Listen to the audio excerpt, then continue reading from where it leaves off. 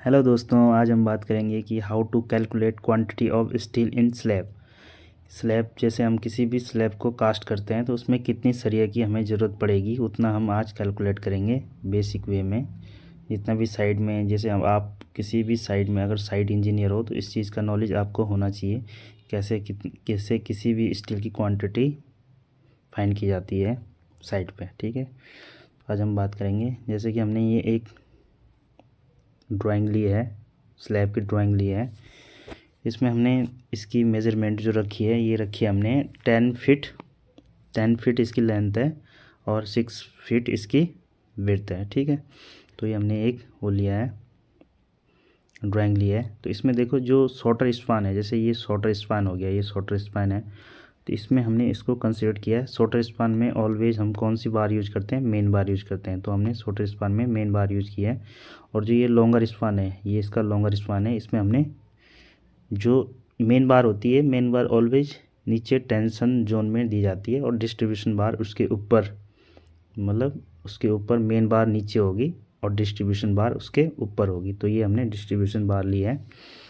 ठीक है, तो इसकी मेजरमेंट जो हमने दी है अभी ये इसमें सीट में, तो देखो 10 mm जो हमारी मेन बार है, 10 mm 10 डाया का ये एक तरीका होता है लिखने का।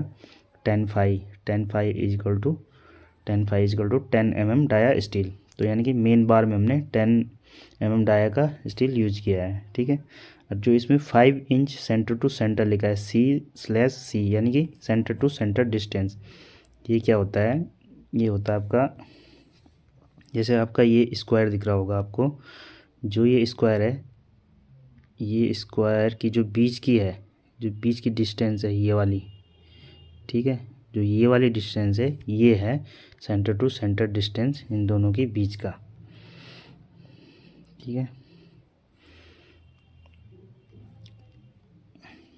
अब बात करेंगे कि कैसे हम फाइंड करेंगे कि नंबर ऑफ मेन बार या नंबर ऑफ डिस्ट्रीब्यूशन बार कितने लगने वाले हैं इस स्लैब में। ठीक है, तो पहले नंबर ऑफ बार अगर हम निकाल देंगे तो फिर उसकी लेंथ से मल्टीप्लाई करके फिर इसका वेट कैलकुलेट कर सकते हैं।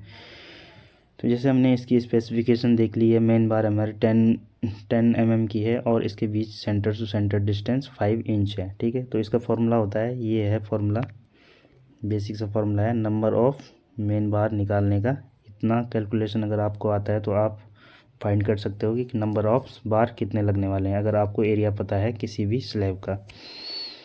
तो लेंथ, जो मेन बार की लेंथ होगी वो रखनी है आपको यहाँ पे, और सेंटर टू सेंटर डिस्टेंस उनके बीच का मेन बार और डिस्ट्रीब्यूशन बार का +1।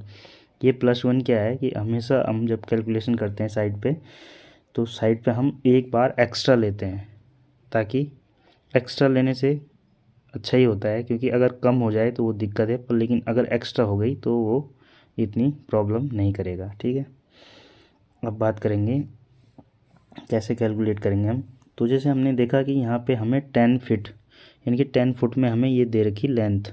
ठीक है, और जो ये हमारी सेंटर टू सेंटर डिस्टेंस है ये है हमारी इंच में। ठीक है, तो हमें इसे कन्वर्ट करना होगा फुट में। तो जैसे हमने फुट में यहाँ पे रखा 10 फुट अपॉन 0.41, यानी कि जो 0.41 आया, ये 5 इंच को कन्वर्ट करके 5 इंच को हमने कन्वर्ट किया है फुट में, तब ये 0.41 हुआ। ठीक है, उसके बाद जब हम इसको कैलकुलेट करते हैं तो हमारी 25 बार्स निकल कर आती हैं। ठीक है, 25 बार्स नंबर निकली हमारी। तो कितनी लेंथ में है ये? 6 फीट पे है, तो 6 फीट से मल्टीप्लाई करेंगे तो 150 फुट हमारा आ जाता है इसकी लेंथ ओवरऑल, किसकी? मेन बार की। अब हमारी मेन बार कैलकुलेट हो चुकी है, अब हमें कैलकुलेट करना है डिस्ट्रीब्यूशन बार।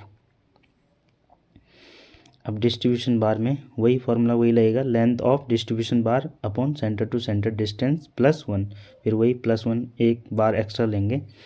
ठीक है, उसके बाद हम वही रखेंगे, 6 फुट उसकी लेंथ थी और 0.041, मतलब वो जो डिस्टेंस है बीच की, centre to centre distance same रहेगी। फिर इसको कैलकुलेट करने के बाद हमारी 16 बार मिलती हैं, 16 बार हमें मिली। उसके बाद जितनी ओवरऑल उसकी लेंथ थी, कितनी थी? 10 फुट में वो लगी थी बार, तो हमने 16 × 10 किया तो 160। ठीक है, अब दोनों को अभी देखो, हमने जो मेन बार अभी कैलकुलेट की थी 150 फुट आया था, ठीक है, और हमारी ये आई 160 फुट। अब हमने दोनों बार एक जैसे लिए हैं तो हम इन दोनों को ऐड कर सकते हैं। अगर दोनों बार का डायमीटर अलग अलग होता तो हमें अलग अलग निकालना पड़ता, पर लेकिन इसमें क्या है कि हमने सेम लिया है, हमने मेन बार और डिस्ट्रीब्यूशन बार सेम लिया है 10-10 mm का, ठीक है।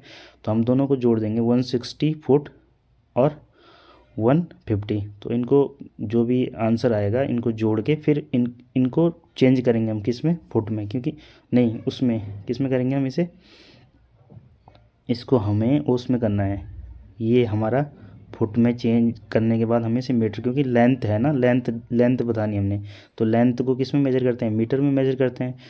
तो अब हम कैलकुलेट करेंगे कि क्वांटिटी कैसे, मतलब वेट कैसे निकालते हैं किसी स्टील का, ठीक है। तो ये इसका एक बेसिक फार्मूला होता है, ये हर किसी को पता होता है, एक सिविल इंजीनियर को ये पता तो होना ही चाहिए कि वेट कैसे कैलकुलेट करते हैं। तो इसका एक फार्मूला होता है, बेसिक फार्मूला होता है डाया का स्क्वायर अपॉन 162, ठीक है। जो भी तुम कंस्ट्रक्शन वर्क कर रहे हो, जितना का उसमें डायमीटर का यूज कर रहे हो तुम सरिया, वो रखोगे ऊपर और नीचे करोगे 162 इंटू जितनी उसकी लेंथ होगी उससे मल्टीप्लाई कर दोगे। तो जैसे हमने 10 डाया का बार यूज किया तो 10 का स्क्वायर अपॉन 162 मल्टीप्लाई बाई जितनी हमारी ये ओवरऑल लेंथ आई थी, मेन बार और डिस्ट्रीब्यूशन बार की जितनी भी ओवरऑल लेंथ आई उसको ऐड करने के बाद, इसको मीटर में कन्वर्ट करने के बाद, इसको सॉल्व करने के बाद जो हमें मिलेगा वो मिलेगा 58.33 kg। तो ये हमारी क्वांटिटी निकल गई स्टील की, ठीक है फ्रेंड। तो ये बहुत बेसिक कैलकुलेशन है लेकिन बहुत ज़रूरी है, अगर आप साइट पे एक इंजीनियर हो तो आपको ये कैलकुलेशन आनी चाहिए। अगर आपको अच्छा लगता है हमारा वीडियो तो लाइक कर सकते हो, चैनल को सब्सक्राइब कर सकते हो, आगे भी हम ऐसी फील्ड से रिलेटेड वीडियो बनाएंगे। अगर आपको अच्छा लगता है तो आप लाइक कर सकते हैं वीडियो को। धन्यवाद।